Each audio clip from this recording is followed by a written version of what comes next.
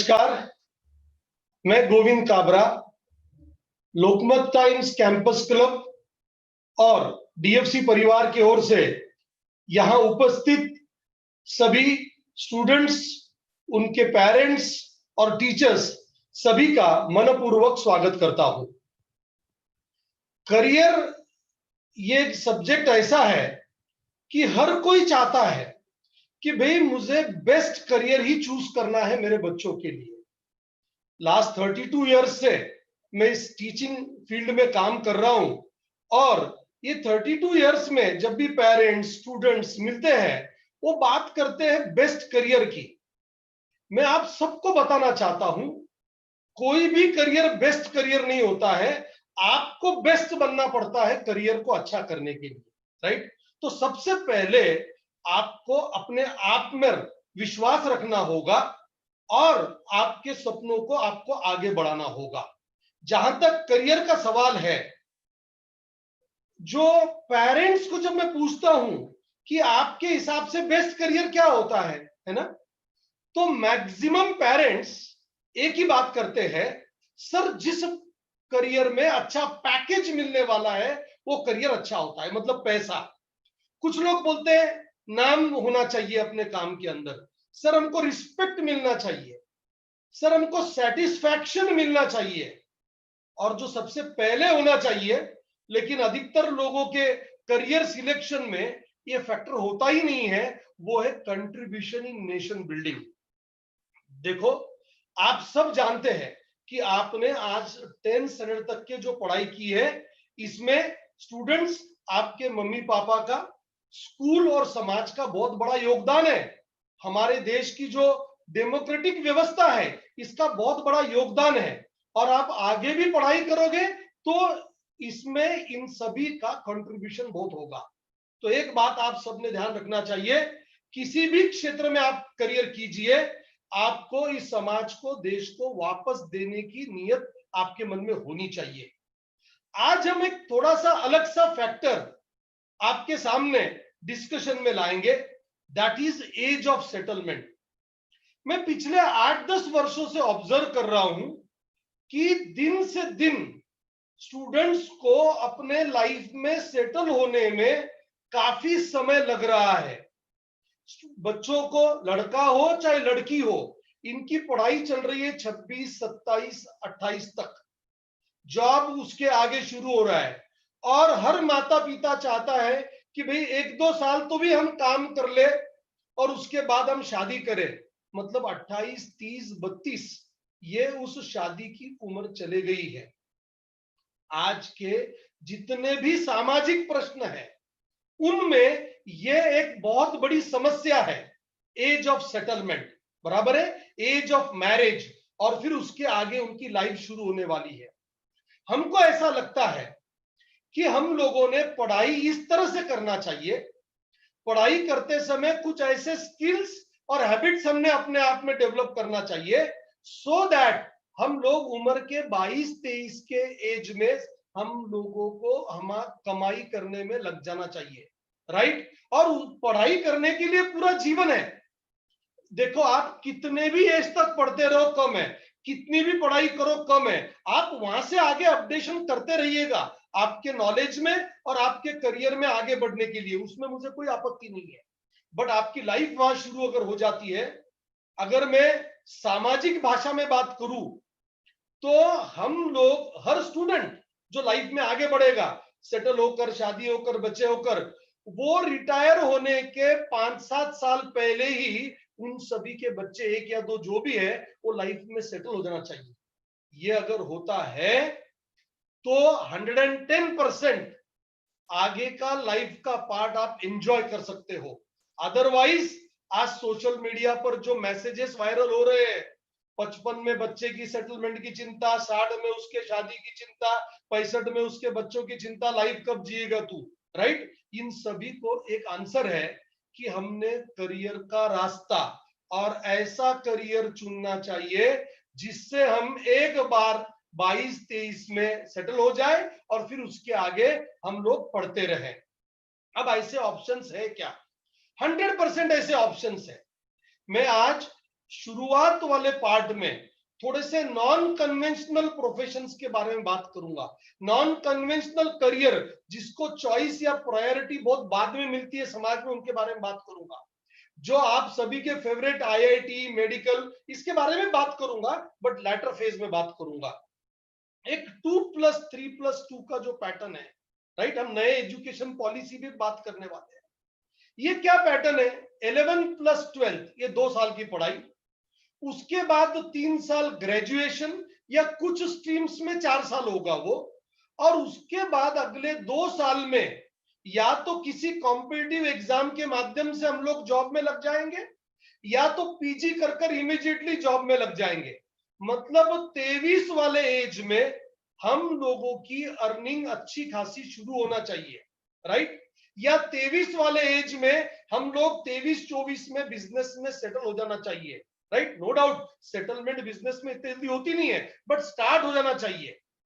मैंने ग्रेजुएशन पर स्टार किया है। ये ग्रेजुएशन वाला जो फंडा है, बहुत सारे स्ट्रीम्स है जिसमें बात करूंगा। नीचे स्टार के साथ मैंने लिखा है विथ अर्न एंड लर्न। देखिए, जब मेरा बच्चा 23-24 का हो जाएगा तो पेरेंट्स को भी कॉन्फिडेंस मिलना चाहिए कि अगर मैं इसकी शादी भी कर दूं तो ये इसके बीवी बच्चों को अच्छे से संभाल पाएगा। ये कॉन्फिडेंस कब आएगा पता है क्या? कुछ ऐसे हैबिट्स और स्किल्स डेवलप होना पड़ेंगे जिससे irrespective of the field, irrespective of the nature of job, irrespective of business जिसमें वो काम करे, एक कॉन्फिडेंस आ जाना चाहिए सभी को कि भाई इसके माध्यम से ये जो भी करियर इस बच्चे ने चूज किया है इसमें आगे इसकी ग्रोथ होने ही वाली है। तो ऐसे हैबिट्स और स्किल डेवलप करने के लिए आज यहाँ पर जितने भी पेरेंट्स बैठे हैं, मैं सभी से अनुरोध करता हूं कि ये जो 3 या 4 साल ड्यूरिंग ग्रेजुएशन के हैं, आपके लाइफ की जरूरत हो चाहे ना हो, ये अर्न एंड लर्न तरीके से बच्चों ने पढ़ना चाहिए। ये प्रैक्टिकली पॉसिबल है। मैंने मेरे लाइफ में भी किया है। मेरी वाइफ जो डीएफसी की संचालिका है, जिनके लीडरशिप में आज 88 लोगों की टीम काम कर रही है, ये उनके लाइफ में भी उन्होंने अर्न एंड लर्न का मोड अपनाया। और मेरे जितने भी स्टूडेंट्स अर्न एंड लर्न के माध्यम से गए हैं, इनको अपने लाइफ में जल्दी सेटल होने में इतनी सी भी दिक्कत नहीं गई। हालांकि इस पैटर्न का हम लोगों को मार्गदर्शन अवेलेबल नहीं था। ये बाय नीड हो गया बोलो या बाय फ्लूक हो गया बोलो, बट आज अवेलेबल है। क्योंकि जब हम अर्न एंड लर्न करते हैं, हमको पैसों का इंपॉर्टेंस ध्यान में आता है, हमको समय का इंपॉर्टेंस ध्यान में आता है, और डेफिनेटली वो करते समय कुछ ऐसे हैबिट्स और स्किल डेवलप हो जाएंगे जो वो स्टूडेंट, चाहे लड़का हो चाहे लड़की हो, उनको एक कॉन्फिडेंस मिलेगा कि हम ड्यूरिंग एजुकेशन भी अर्न कर सकते थे, और अब तो हमारे पास पूरा टाइम अवेलेबल है जो हम अर्न करके समाज सेवा भी कर सके और अच्छा काम कर सके। तो ये प्रैक्टिकली पॉसिबल है। अब इनमें कौन कौन से ऑप्शंस हैं? अगर मैं साइंस साइड की बात करूं सबसे पहले, तो बीएससी फिर एमएससी, राइट। बीएससी करते समय हर स्टूडेंट पार्ट टाइम जॉब कर सकता है, टीचिंग का, नोट्स राइटिंग का, और बहुत सारे अवेलेबल है ऑप्शंस, बराबर है। चूंकि हम लोग एजुकेशनल सेक्टर में हैं, हम लोगों ने ऐसे कई स्टूडेंट्स जो आज हमारे टीचर्स है ऐसे डेवलप किए हमने कि 3 साल उनके पढ़ाई के साथ साथ वो 2 घंटा, 3 घंटा, 4 घंटा जितना भी टाइम काम कर सके या वीकेंड पर काम कर सके, हमने उनको स्टाइफंड दिया, बराबर है। और उनसे ऐसे काम करवाए जिससे by the time they reach MSc, उनके हाथ में एक पार्ट टाइम अच्छे सैलरी वाला जॉब आए। By the time they finish MSc, उनके पास एक अच्छा प्राइवेट या गवर्नमेंट जॉब अवेलेबल होगा, मतलब होगा, राइट। बट जरूरी क्या है कि we should learn one thing in the life. मैं आज देखता हूं 90% लोग they do for sake of doing. Please ये स्टेटमेंट पर ध्यान दीजिए। कुछ तो करना बोल के मैंने बीएससी कर लिया, कुछ तो करना बोल के मैंने इंजीनियरिंग कर लिया, कुछ तो आगे पढ़ाई करना बोलकर मैंने बीकॉम कर दिया। ये एटीट्यूड से आपको बाहर आना पड़ेगा, ये एटीट्यूड से आपको बाहर आना पड़ेगा। अगर आप बीएससी कर रहे हो तो you can think of simultaneous research, you can think of simultaneous teaching वाला segment, You can think of simultaneously microbiology वाला statement. You can think of simultaneously biotechnology वाला segment. 17 अलग अलग सब्जेक्ट में आप अगर बीएससी का सोचते हो, और अगर ये बीएससी का प्लान आपके दिमाग में है, तो 11th और 12th में बोर्ड एग्जाम के अंदर आप 92% का अगर टारगेट रखते हो, तो आप हमारे सेंट्रल गवर्नमेंट की इंस्पायर नाम की जो स्कॉलरशिप है उसके लिए पात्र हो सकते हो। इंस्पायर स्कॉलरशिप के लिए अगर आप एलिजिबल हो गए, तो सेंट्रल गवर्नमेंट आपको साल का 80,000 रुपए स्कॉलरशिप देते हैं। 5,000 स्कॉलरशिप पर मंथ, ये किसी स्टाइफंड से कम नहीं हुआ। Plus part time job during BSc, वहां से आपको 3,000 5,000 मिलेगा। तो आपको एक कॉन्फिडेंस आ जाएगा कि मैं ड्यूरिंग मेरे एजुकेशन अगर 8,000 10,000 कमा रहा हूं, तो मेरे एजुकेशन के बाद में मैं कमाऊंगा, मुझे कोई दिक्कत नहीं हो सपना देखने में, जहां पर मुझे अपने को करियर की चिंता नहीं होगी और सेटलमेंट की चिंता नहीं होगी। तो इस ढंग से आपको उसको प्लान करना पड़ेगा, right? Research, teaching, microbiology, biotechnology, ऐसे बहुत सारे चीजें हैं साथ में। अगर आपको मैथमेटिक्स, स्टैटिस्टिक्स में इंटरेस्ट है, आप एक्चुअल साइंस के बारे में भी साइंस के माध्यम से सोच सकते हो। ऐसे बहुत सारे ऑप्शंस अवेलेबल है, but then you have to plan it in your mind right from 11th standard, तभी जाकर आप वो काम कर पाओगे। नंबर 1। नंबर 2, आज भी कई लोगों को पता नहीं है कि हम 12th स्टैंडर्ड के बाद directly IIM, Indian institute of management में एंट्री मिल सकती है। आज भी आईएम इंदौर और आईएम रोहतक, ये दो ऐसे इंस्टीट्यूट हैं जो आईपीएम एक्ट नाम के एग्जाम के द्वारा डायरेक्ट 5 इयर्स इंटीग्रेटेड कोर्स के लिए एडमिशन देते हैं। आप बीबीए प्लस एमबीए के लिए आपको 5 साल का इंटीग्रेटेड कोर्स का लिए एडमिशन मिलता है। आईएम जाने के लिए जरूरी नहीं कि आप इंजीनियरिंग करें, आईएम जाने के लिए जरूरी नहीं कि आपको बीकॉम जाकर कैट करें, वो भी एक रास्ता है, वो भी अच्छा रास्ता है। बट जिनका सपना ही पहले से तय है कि मुझे एमबीए ही करना है, तो उन्होंने 11th 12th में या तो साइंस के साथ में आप जाइए आईपीएम एग्जाम के लिए, या तो कॉमर्स के साथ में आप आईपीएम एग्जाम के लिए जा सकते हैं। बिल्कुल डेफिनेटली वो एक अच्छा मार्ग है, क्योंकि आज आईएम से जो पास आउट होते हैं उनके लिए अच्छे जॉब और अच्छा बिजनेस अपॉर्चुनिटीज अवेलेबल है। नेक्स्ट, आप बीकॉम कर राइट, एमबीए एट आईएम जैसे मैंने कहा आपको, या इक्विवेलेंट इंस्टीट्यूट्स, बहुत अच्छे अच्छे मैनेजमेंट के इंस्टीट्यूट्स है हमारे पास, हमारे कंट्री के अंदर एनएम है, सिडनम है, बराबर है, बहुत अच्छे अच्छे ऑप्शंस आपके पास अवेलेबल है। तो आप कैट या इक्विवेलेंट एग्जाम दीजिए, वहां से कीजिए। बट देन ड्यूरिंग बीकॉम ये 3 साल आपको वेस्ट नहीं करना है। मैं आज कई लोगों को देखता हूं, मेरे स्टूडेंट्स को, वो ग्रेजुएशन करने के बाद कैट के तैयारी को लगते हैं, या ग्रेजुएशन के फाइनल ईयर में तैयारी को लगते हैं। वहां पर डबल प्रेशर होता है। वो ग्रेजुएशन वाली पढ़ाई का भी प्रेशर होता है, और ये जो कॉम्पिटिटिव एंट्रेंस एग्जाम होती है ना, ये बहुत खतरनाक है। अगर उसका प्रिपरेशन हमने लेट शुरू किया, तो उसमें फिर पहले अटेम्प्ट में सक्सेस मिलाना बहुत मुश्किल है। आज मैं कई स्टूडेंट्स को देखता हूं, 2-2 3-3 अटेम्प्ट के बाद में उनको ड्रीम आईएम मिल रहा है। ये अगर आपके साथ नहीं होना है, तो आपको 11th 12th से ही उसका प्लानिंग करना चाहिए। और डीएफसी ने ऐसे कोर्सेज डेवलप किए हैं, आप यकीन कीजिए। अब जैसे आज के न्यूज में, कल के न्यूज में लोकमत के था कि एंटरप्रेन्योरशिप समाज में देश को, पूरे विश्व को काम करने, अच्छा काम करने वाले लोगों की आवश्यकता है। एट द सेम टाइम इनको काम देने वाले लोग भी चाहिए ना हमको। नो डाउट ये पूरी जिम्मेदारी गवर्नमेंट की थोड़ी है कि हर एक को नौकरी दी जाए। प्राइवेट सेक्टर में हमको बहुत अच्छा काम करने की ये बहुत अच्छी अपॉर्चुनिटी है। ये आज जो मेक इन इंडिया मिशन है हमारे कंट्री का, आज जो हमको ग्लोबल सुपर पावर बनना है, उसके लिए अच्छे एंटरप्रेन्योर बनना बहुत आवश्यक है हमारे देश में।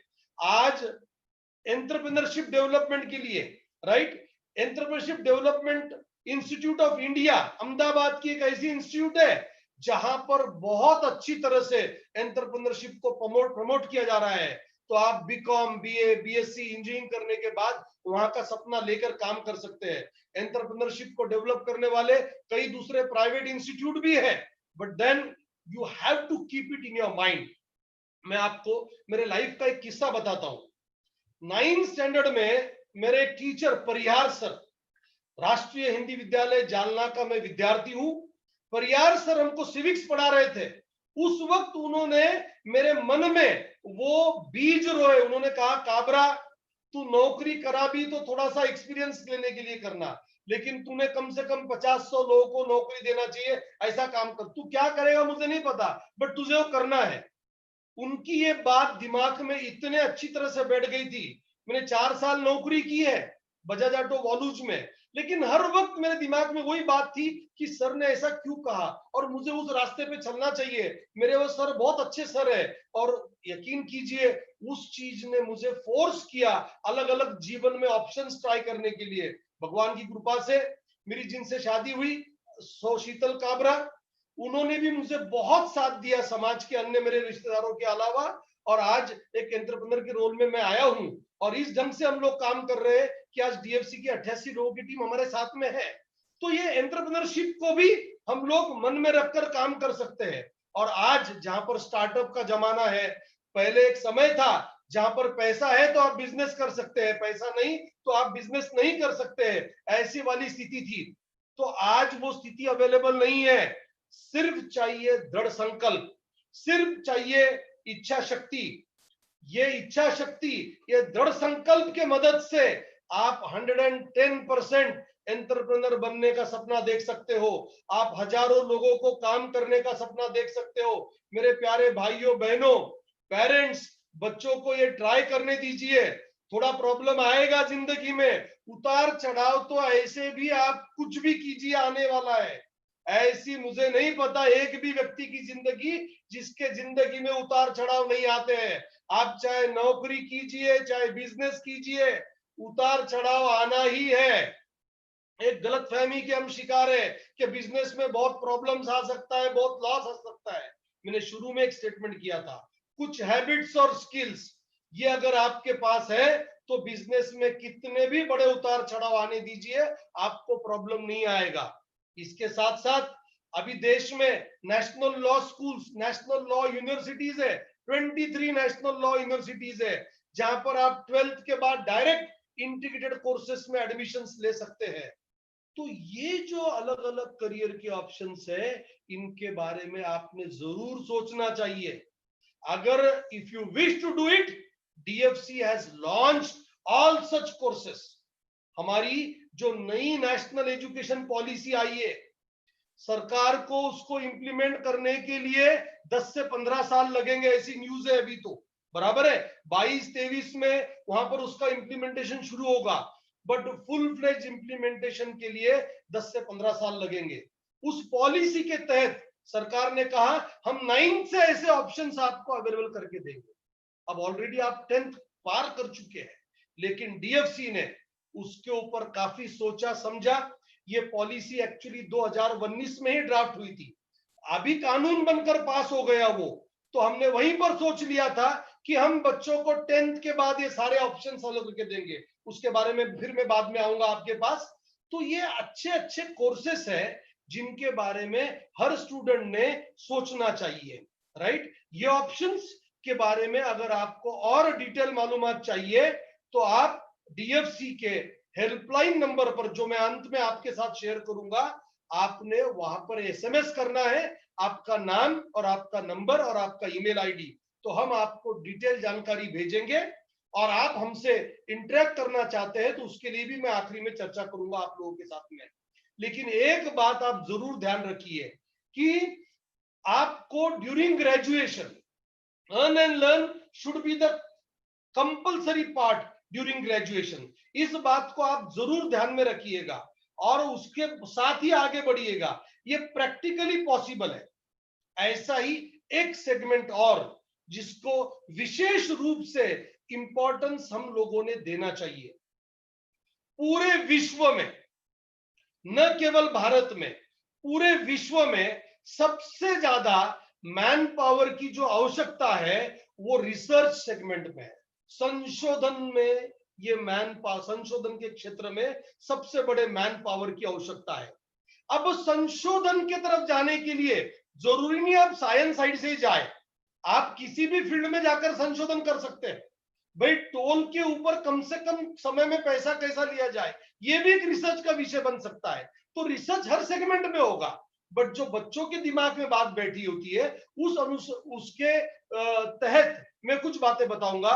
इंस्पायर स्कॉलरशिप के बारे में बोल चुका हूं मैं कि doing BSc MSc through inspire एक पार्ट है। दूसरा, हमारे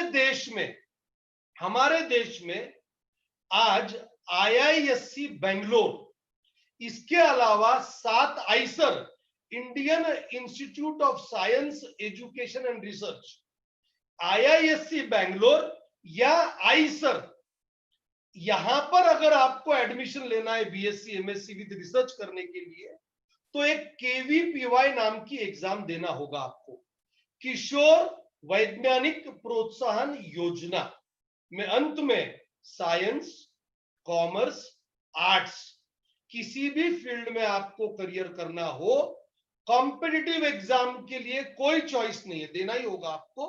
वहां पर सक्सेस मिलाने के लिए जो मंत्र है वो हम चर्चा करेंगे, सक्सेस मंत्र पे बात करेंगे, राइट। तो ये केवीपीवाई के द्वारा आपको केवीपीवाई एग्जाम देने के लिए 2 चांस है। साइंस स्ट्रीम में काम करना होगा आपको 11th और 12th में। 11th में जब केवीपीवाई देना होगा तो फिजिक्स, केमिस्ट्री, मैथ्स, बायोलॉजी, चारों सब्जेक्ट के माध्यम से आपको देना होगा। अगर आप आईआईटी की तैयारी कर रहे हैं तो आपको बायोलॉजी सब्जेक्ट लेने की जरूरत नहीं है 11th में, बट केवीपीवाई को जितना बायोलॉजी चाहिए हमारी संस्था में हम उतना एक्स्ट्रा बायोलॉजी पढ़ा देते हैं। बट अगर आपका प्राइमरी गोल रिसर्च है तो आपने 11th में ही क्रैक करने का सपना देखना चाहिए, राइट। अगर आपका प्राइमरी गोल आईआईटी है और सेकेंडरी गोल रिसर्च है तो आपने 12th में क्रैक करने का सोचना चाहिए, क्योंकि 12th में आपको चॉइस है या तो पीसीएम या तो पीसीबी। मतलब जो लोग मेडिकल जिनका प्राइमरी गोल है, आईआईटी जिनका प्राइमरी गोल है, इन्होंने 11th में एक्सपीरियंस के लिए केवीपीवाई देना चाहिए और क्रैक करने का सपना 12th में देखना चाहिए। क्योंकि जो नीट के लिए प्रिपरेशन करेंगे वो पीसीबी लेकर करेंगे। मैथ्स अफोर्ड नहीं कर सकते आप 11 के लिए एक्स्ट्रा सब्जेक्ट लेकर काम करें। कई लोग बोलते हैं सर फिजिक्स और केमिस्ट्री में हमको मैथ्स लगेगा। हम लोग हमारी संस्था में 1 महीना, मेडिकल वालों को 1 महीना 3 हफ्ता जितना उनको मैथ्स चाहिए फिजिक्स और केमिस्ट्री में आउट ऑफ मार्क्स मिलाने के लिए, उसकी ट्रेनिंग दे देते हैं मेडिकल वालों को। और आईआईटी वालों को 1-1.5 महीना बायो जितना केवीपीवाई की लगता है उसकी ट्रेनिंग हम दे देते हैं हमारे पास डीएफसी के अंदर। इसलिए डीएफसी रिसर्च जिनको करना है उनके लिए एक स्पेशल ट्रीटमेंट देने वाली संस्था है, क्योंकि देश और पूरे विश्व की आवश्यकता है। देखिए हमारे पास अभी अगेंस्ट चाइना हम लोग बहुत बात कर रहे हैं कि चाइना पे ये बैन कर दो, वो बैन कर दो, ये कर दो। बट अगर चाइना के साथ सच में टक्कर लेना है हमको, तो एक ही चॉइस है हम सब लोगों के पास, रिसर्च में इतना काम करना होगा। अगर चाइना एक चीज 20 रुपए में बना रही तो हम 15 रुपए में बनाएंगे। ये तरीका होगा चाइना के साथ कॉम्पीट करने के लिए। बाकी इमोशनल तरीके ये टेम्पररी तरीके हैं, राइट। हम लोगों को हमारे टैलेंट के साथ चाइना से फाइट करना होगा। हम लोगों को हमारे टैलेंट के साथ विश्व के बाकी कंट्रीज के साथ फाइट करना होगा। ये उस दिन संभव है जिस दिन हमने रिसर्च में काफी बड़ा काम कर लेंगे। तो इसलिए रिसर्च के बारे में जरूर सोचिएगा। रिसर्च में अभी again question comes, sir research में एज ऑफ सेटलमेंट, मैं आपको बता दूं ये केवीपीवाई के माध्यम से भी आप जाते हो तो during UG, during PG again आपको साल के 80,000 रुपए गवर्नमेंट देती है।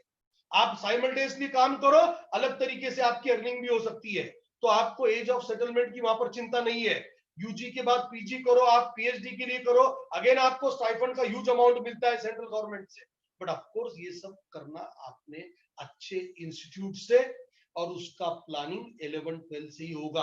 आप बाद में सोचेंगे, कई लोग सोचते रिजल्ट आने पर सोचेंगे, नहीं, रिजल्ट आपके प्लानिंग पे डिपेंड करता, आपकी प्लानिंग रिजल्ट पर डिपेंड नहीं करती है, राइट। और अगर आपकी प्लानिंग पक्की है तो रिजल्ट आना तय है, कोई प्रॉब्लम नहीं है।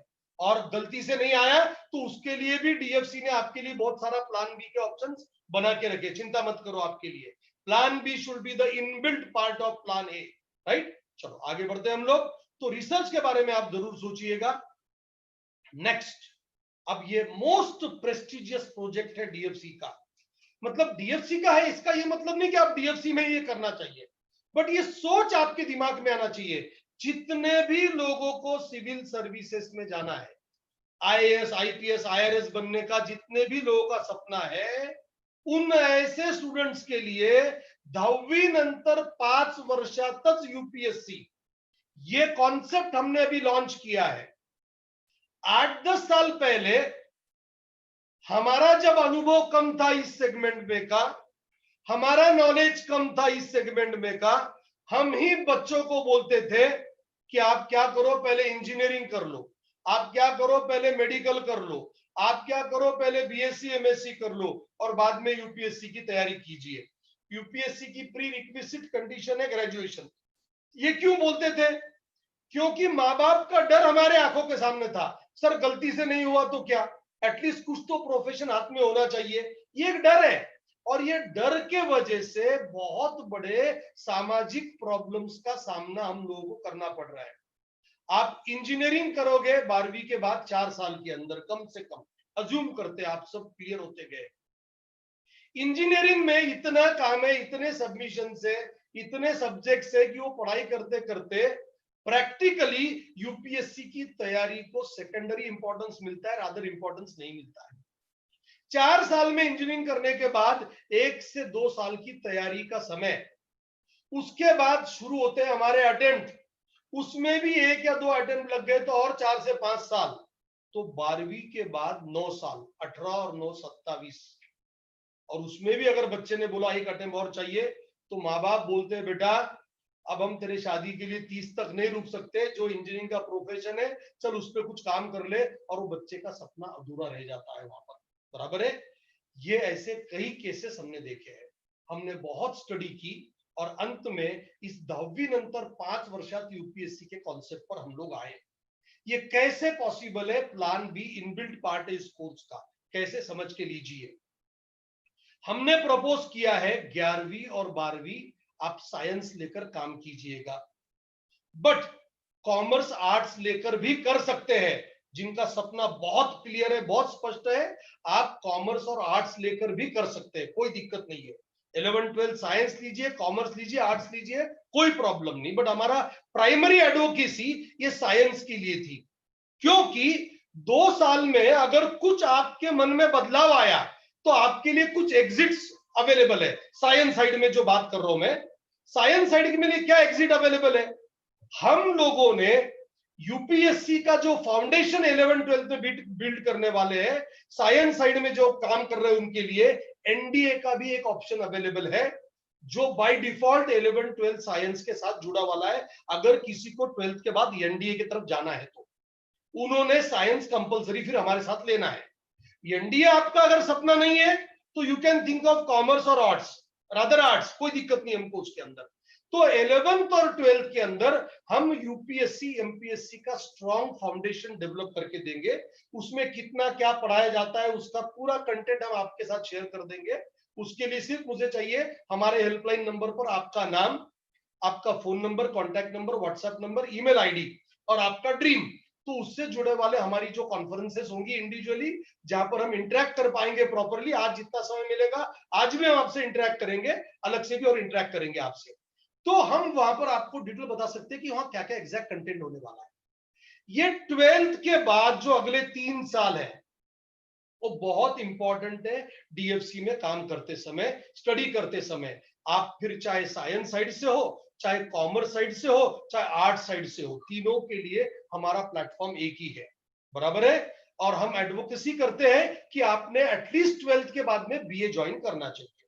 ठीक है, कुछ लोग फिक्स से अपने मन में कॉमर्स या बीकॉम करके बीएससी करना चाहते हैं, उनमें 2 साल में उम्मीद करते बदलाव आएगा, करना तो हमको सभी के लिए, बट अगर वो करते हैं तो काम आसान हो जाता है। अब हमने क्या यूज किया बताता हूं मैं आपको। सभी लोग बोलते हैं दिमाग यूज करो, ब्रेन यूज करो, बट ये ब्रेन कैसे यूज करना है इसके बारे में बहुत कम लोग चर्चा करते हैं। जितना भी संशोधन ब्रेन पे हुआ है, 2019 में हमारे पास डीएफसी के एक प्रोजोन लॉन के प्रोग्राम में चीफ गेस्ट थे आदरणीय दिनेश जी घोड़के सर, अंतरराष्ट्रीय वक्ता है, ये आर्ट ऑफ लिविंग के यूथ डायरेक्टर है, इन्होंने ब्रेन पर काफी स्टडी की है, इन्होंने ब्रेन का रिसर्च पर एक बहुत अच्छा व्याख्यान दिया था। तो ब्रेन पे जो संशोधन हुआ है वो ये बोलता है कि अगर हमने कहीं पर लेक्चर सुनकर आए तो 8 दिन के बाद हार्डली 20% याद रहता है। सुनने के बाद अगर थोड़ा सा रिवाइज कर लिया, लिख लिया, पढ़ लिया तो अराउंड 30-35% याद होता है। सुनने के बाद अगर हमने उस पर चर्चा कर ली तो अराउंड 50% याद रहता है। और सुनने के बाद अगर वही चीज हमने किसी को पढ़ा दी तो 95% तक हमको याद रहता है। बस इस पॉइंट को हमने उठाया। यूपीएससी हो चाहे एमपीएससी हो, अगर उसके सिलेबस की आप अगर गौर से पढ़ाई करते हो तो 5वीं या 6ठी से लेके 12वीं तक का जो सिलेबस है उसमें का लगभग 70-75% syllabus as it is UPSC MPSC के लिए काम आता है। तो हमने यहां पर अगले जो 3 साल है, सुबह उन बच्चों को 2 से 3 घंटा पढ़ाने के बाद इवनिंग में 5 to 6 आवर्स में बच्चे ये जो यूपीएससी का सिलेबस है उसमें का कुछ पार्ट 6 का है, कुछ पार्ट 7 का है, कुछ पार्ट 8, 9, 10 का है। तो वो 6, 7, 8, 9, 10 के बच्चों को वो पार्ट पढ़ाएंगे डाउट्स के माध्यम से, ग्रुप डिस्कशन के माध्यम से, या उनका कॉन्फिडेंस लेवल धीरे धीरे बढ़ने के बाद उनको कुछ लेक्चर्स भी दिए जाएंगे। ये सब वो किसके लिए कर रहे हैं? खुद की पढ़ाई परफेक्ट करने के लिए कर रहे हैं, बराबर है। लेकिन ये करते समय क्या हो रहा है कि वो बच्चों को डाउट सॉल्व करने में हेल्प कर रहे हैं, वो बच्चों को पढ़ा रहे हैं, तो उनको समय और पैसे की कीमत ध्यान में आए, इसलिए डीएफसी उनको स्टाइपेंड देने वाली है काम करते समय, राइट। त्यांना मानधन मिलना है, उसके वजह से उनको एक अलग सा कॉन्फिडेंस मिलेगा कि ये जो वैल्यू एडिशन मैं मेरे खुद के लिए कर रहा हूं, मेरे प्रिपरेशन का पार्ट है, लेकिन ये स्किल्स अगर मेरे में अच्छे से डेवलप हो जाते हैं तो मेरे पास इनबिल्ट मेरा प्लान भी बन जाता है। समजावून सांगण्याची कला विकसित हुई, बराबर है। एक्सप्लेनेशन एबिलिटी डेवलप हो जाएगी।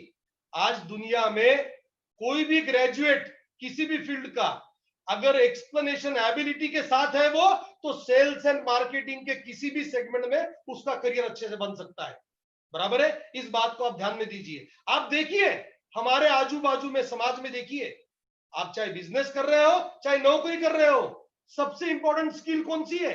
Explanation ability. एक्सप्लेनेशन एबिलिटी, बराबर है। आप देखिए, आपको आपके बॉस को समझाना है, आपको आपके बॉस को समझाना है कोई चीज, आपको क्या चाहिए? अच्छे से प्रेजेंटेशन देना होगा। आपको आपके सबऑर्डिनेट से काम करा के लेना है, आपको उनको अच्छे से समझाना होगा, बराबर है। हर जगह पर आप नौकरी करो चाहे बिजनेस करो, एक्सप्लेनेशन एबिलिटी मस्ट है, बराबर है। तो ये टीचिंग के माध्यम से वो एक्सप्लेनेशन एबिलिटी डेवलप होगी, भाषा पर प्रभुत्व धीरे धीरे डेवलप होगा। इन शॉर्ट, स्टूडेंट्स की पर्सनालिटी डेवलप करने में ये पार्ट बहुत बड़ा योगदान देगा। और ये 3 साल स्टूडेंट को वो कॉन्फिडेंस देगा कि मैं लाइफ में अब किसी भी सेक्टर में मेरा सक्सेसफुल करियर डेवलप हो सकता है। ये कॉन्फिडेंस देने वाला है। ये 3 इंपॉर्टेंट वैल्यूएबल साल होंगे। इसलिए हर स्टूडेंट ने ये 3 साल, ये जो फॉर्मेट की हम लोग बात कर रहे हैं, कौन से फॉर्मेट की बात कर रहे हैं हम लोग? Earn and learn, through teaching, through content development, through notes, right. इसके अलावा भी कॉमर्स साइड के लिए कुछ और अर्न एंड लर्न के हमने फैसिलिटीज अवेलेबल करके दिए हैं। आर्ट्स वालों को कुछ और चाहिए, एसे राइटिंग है ना, ब्लॉग्स राइटिंग, ऐसे पार्ट टाइम अलग अलग फैसिलिटीज अवेलेबल करके देंगे बच्चों को उनके पैशन के हिसाब से। Earn and learn plus UPSC का प्रिपरेशन। तो इस तरीके से ग्रेजुएशन के फाइनल ईयर में ही स्टूडेंट्स का पहला अटेम्प्ट यूपीएससी एमपीएससी का हो जाएगा, सक्सेसफुल अटेम्प्ट होगा। तो अगले 1-1.5 साल के बाद he or she should become a good officer, a good civil servant for this country। और अगर इतने कम एज में आप एंट्री कर लेते हो तो आपका प्रमोशन होते होते सेक्रेटरीट लेवल तक, जो सिविल सर्वेंट्स के सेगमेंट में जो हाईएस्ट पोस्ट है, वहां तक आप जा सकेंगे। इतना बड़ा पोटेंशियल है इस रास्ते पर चलने के लिए। और पेरेंट्स, आपको चिंता करने की जरूरत नहीं है, नहीं सिलेक्ट हुआ तो क्या, बहुत सारे ऑप्शंस है।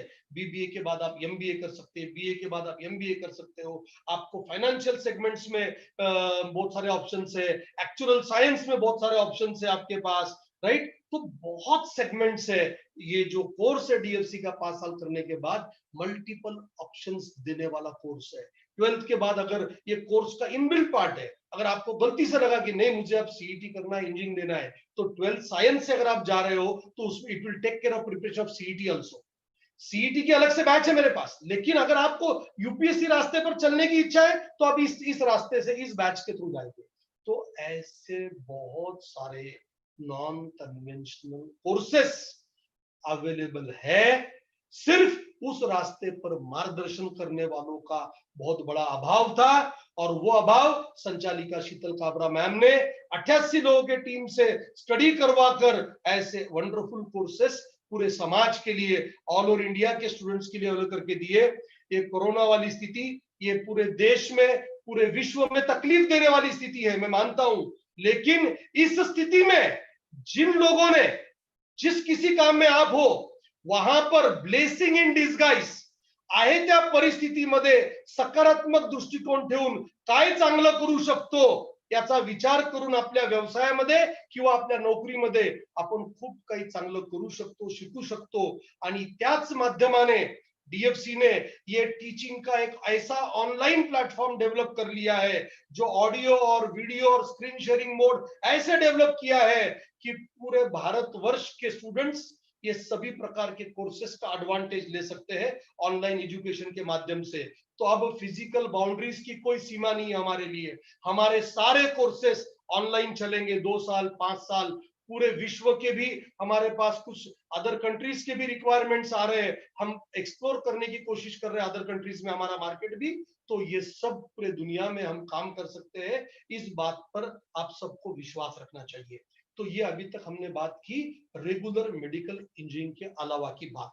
लेकिन जैसे कि लोकमत कैंपस क्लब की जो न्यूज थी कि 10th पास्ट हर स्टूडेंट ने आज का वेबिनार सुनना चाहिए, चाहे फिर आपका सपना आईआईटी में जाने का रहने दीजिए इंजीनियरिंग करने के लिए, चाहे आपका सपना एमबीबीएस एमडी करने का रहने दीजिए, मतलब मेडिकल इंजीनियरिंग रिसर्च किसी भी फील्ड में आपको जाना है, एक बात आप लोग समझ के लीजिए, साइंस हो चाहे कॉमर्स हो चाहे आर्ट्स हो, राइट, किसी भी क्षेत्र में अगर आपको आगे जाना है तो कॉम्पिटिटिव एंट्रेंस एग्जाम देने के अलावा आपके पास चॉइस नहीं है अच्छे प्रोफेशनल कॉलेज में एडमिशन मिलने के लिए या फिर अच्छा जॉब मिलने के लिए। जैसे कि आप जानते हैं कि देश में सर्वोच्च इंजीनियरिंग की जो संस्था है इंडियन इंस्टीट्यूट ऑफ टेक्नोलॉजी, अगर वहां पर एडमिशन चाहिए तो आपको जेडब्ल्यू नाम की एग्जाम देना होगा, एनआईटी में चाहिए तो जेडब्ल्यू मेंस, आईआईटी में चाहिए जेडब्ल्यू एडवांस, एमबीबीएस करना है नीट नाम की एग्जाम। महाराष्ट्र में आज भी इंजीनियरिंग के लिए एमएसटी सीईटी वाली एग्जाम, एनडीए 12th के बाद डायरेक्टली जा सकते हो। आर्किटेक्चर करने का सपना है, नाटा दीजिए, जेडब्ल्यू पेपर 2 दीजिए। यूपीएससी का रास्ता अभी हमने बहुत डिस्कस किया डिटेल में, सीए बनना है कोई प्रॉब्लम नहीं है, आप 11 से प्लानिंग कीजिए, 11 12 सीए फाउंडेशन प्लस बाकी सीए के इंटरमीडिएट और फाइनल ग्रुप के हिसाब से 11 12 से ही उसका बेस बिल्डअप करते चलिए। आपको लॉ में जाना है, क्लैट नाम की एग्जाम दे सकते हैं आप नेशनल लॉ यूनिवर्सिटीज के लिए, या ग्रेजुएशन के बाद में लॉ की सीईटी दे सकते हैं आप। एमबीए में जाना है आपको 12th के बाद डायरेक्टली तो आईपीएम ऐड दीजिए। एमबीए जाना है ग्रेजुएशन के बाद तो आप एमबीए आप उसके लिए कैट का प्रिपरेशन कीजिए या इक्विवेलेंट कॉम्पिटिटिव एंट्रेंस एग्जाम का प्रिपरेशन कीजिए। ये सारी एग्जाम्स कॉम्पिटिटिव नेचर की एग्जाम्स है, राइट। ये कॉम्पिटिटिव नेचर की एग्जाम्स के लिए आपको आगे बढ़ते समय बहुत इंपॉर्टेंट है कि आप कैसे प्लान कर रहे हो, आप कैसे प्लान कर रहे हो, और प्लान करने के बाद आपको सक्सेस कैसे मिलने वाला है, ये बहुत बहुत इंपॉर्टेंट है, राइट। तो आज के वेबिनार में अगले 15 मिनट में जो बात आपके सामने करने जा रहा हूं वो बात आप ध्यान से सुनिएगा, क्योंकि आपको चाहे साइंस, कॉमर्स, आर्ट्स किधर भी जाना हो, ये मेरी अगले 15 मिनट की बात बहुत अच्छे से काम आएगी, चाहे आप आईआईटी करें चाहे नीट करें। How to plan and achieve the success. सबसे इंपॉर्टेंट रिक्वायरमेंट है number 1, your physical and mental fitness. Number 1 क्या रिक्वायरमेंट है आपकी? आपका फिजिकल एंड मेंटल फिटनेस, ये फर्स्ट रिक्वायरमेंट है। किसी भी फील्ड में अगर आपको आगे बढ़ना है, आज तक आपने क्या किया क्या नहीं किया मैं नहीं जानता हूं, बट आज ही आपने कसम खा लेना है कि कल से हर दिन 45 minutes to 60 minutes I will give for my physical and mental fitness. ये पहली रिक्वायरमेंट है। नेक्स्ट रिक्वायरमेंट नंबर 2, आपको आपका माइंडसेट चेंज करना होगा, क्योंकि अनफॉर्चुनेटली प्री स्कूल के 4 साल, नए एजुकेशन पॉलिसी में 3 साल और अभी के 10 साल फर्स्ट टू 10th, ये 14 वर्षों में 90% से ज्यादा स्टूडेंट्स को जो आदतें लगी है स्कोरिंग ऑफ मार्क्स की, वो सब्जेक्टिव टाइप के एग्जाम्स में लगी है। अभी कुछ दिन पहले सीबीएसई बोर्ड का रिजल्ट आया 10th का, 1,84,000 something students got more than 90% marks. State board का रिजल्ट आया महाराष्ट्र में, करीबन 84,000 स्टूडेंट्स है जिनको अबो 90% मार्क्स है। देश के सभी बाकी बोर्ड्स का अगर मैं देख लूं तो हर साल 7 से 8 लाख स्टूडेंट्स हैं 10th बोर्ड में जिनको मोर देन 90% मार्क्स मिलते हैं। और ये मार्क्स को लेकर माँ बाप और बच्चे फंस जाते हैं। दे अज्यूम कि this is sufficient base to crack competitive exams. आपको बता दूं, देश में आईआईटी के लिए हर साल करीबन 15 लाख, 10 से 15 लाख बच्चे एग्जाम देते हैं। 2.5 लाख पहले सिलेक्ट होंगे, 15,000 उस 10,400-500 सीट से उसके अंदर, राइट? तो आपके 90-95 क्या आपको आईआईटी तक ले जाने वाले हैं क्या? नहीं। तो ये 7-8 लाख लोगों में से हार्डली 50 से 70,000 स्टूडेंट से 1 लाख स्टूडेंट से जो अलग अलग कॉम्पिटिटिव एग्जाम में पहले ही अटेम्प्ट में सक्सेस मिलाते हैं, और बाकी लोग नहीं मिला पाते, क्योंकि पढ़ाई करने का जो तरीका है उसमें दिक्कतें हैं। क्यों दिक्कतें हैं? एग्जाम का पैटर्न वैसा है, solve any 4 out of 6, solve any 2 out of 3। ऐसे पैटर्न की वजह से बच्चे जब पढ़ाई करते हैं तो उनको एक बहुत बड़ा प्रॉब्लम का सामना करना पड़ता है। कोई चीज अगर समझ में नहीं आई तो सबसे पहले बोलते हैं भगवान ये इसका क्वेश्चन एग्जाम में नहीं आना, और गलती से आया तो भगवान मैं उसको ऑप्शन में डाल दूं, ऐसा मेरा काम कर देना। मतलब बच्चों को 100% पढ़ाई करने की आदत लगी ही नहीं है। 100% मार्क्स भले ही मिल गए होंगे अलग अलग एग्जाम में, बट 100% पढ़ाई करने की आदत नहीं लगने से बच्चों का फाउंडेशन कमजोर हो जाता है। तो यहां पर वो गलती 11th और 12th में हम लोगों से नहीं होनी चाहिए। तो 11th और 12th में आपको सबसे पहले एक अप्रोच चेंज करना है कि यहाँ कोई कॉम्पिटिटिव एग्जाम में all questions are compulsory, so you cannot afford to miss a single concept, a single word from your designed syllabus and their applications। उसके बारे में और आगे बात करते हैं। तो आपको ये आपका माइंडसेट चेंज करना है, और इसके साथ साथ कौन कौन से फैक्टर्स हैं। अभी तक क्या होता था, कुछ लोग बोलते हैं सर हमने कॉम्पिटिटिव एग्जाम्स दी, हमने कॉम्पिटिटिव एग्जाम्स दी, राइट? लेकिन कॉम्पिटिटिव एग्जाम्स के अंदर एक दिक्कत ऐसी है, स्कूल लेवल तक के कॉम्पिटिटिव एग्जाम्स के अंदर वहां पर सिलेक्शंस है। एमटीएससी 120 मार्क के ऊपर कितने भी आए तो वे मुझे कंसोलेशन या स्पेशल प्राइज मिलने वाला है, 140 के ऊपर डिस्ट्रिक्ट मेरिट अवार्ड मिलने वाला है, 160 के ऊपर स्टेट मेरिट अवार्ड मिलने वाला है। तो वहां पर हम लोग क्या कर रहे हैं, एक पर्टिकुलर मार्क्स का टारगेट लेकर काम करने वाले हैं। लेकिन आईआईटी, नीट, सीईटी, जितने भी यूपीएससी, जितने भी एग्जाम्स है, यहाँ पर एक रेस्ट्रिक्शन है नंबर ऑफ सिलेक्शंस के ऊपर। तो कितने मार्क्स मिले वो इंपॉर्टेंट नहीं है। रिलेटिव मेरिट में अगर आईआईटी में 10,400 सीट है तो 10,000 400 कुछ लोग नहीं लेंगे, तो 12-13 हजार के अंदर मुझे आना पड़ेगा।